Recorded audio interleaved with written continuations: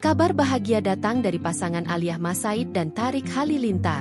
Aliyah Mas Said melahirkan anak pertama berjenis kelamin laki-laki pada Kamis, 12 Juni 2025. Kabar kelahiran anak pertama Aliyah ini dibagikan oleh suaminya, Tariq Halilintar.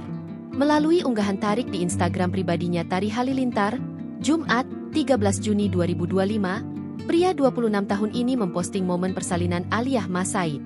Dalam caption, Tariq mengungkap nama lengkap sang buah hati. Untuk nama anak pertama Aliyah dan Tariq Halilintar yakni Ahmad Arash Omara Tariq. Adik Atta Halilintar ini pun mengucap syukur atas kelahiran putra pertamanya. Alhamdulillah, kamu akhirnya berada dalam pelukan kami, sehat, penuh kasih sayang, dan telah memenuhi hati kami dengan lebih banyak kegembiraan yang tak dapat diungkapkan dengan kata-kata. Kamu adalah doa yang menjadi kenyataan, tanda belas kasihan Allah, dan berkah yang tidak akan pernah kami anggap remeh, tulisnya. Tariq juga memanjatkan doa untuk anaknya. Ia berharap agar sang anak tumbuh menjadi pria yang kuat dan baik hati. Download Tribun X sekarang, menghadirkan lokal menjadi Indonesia.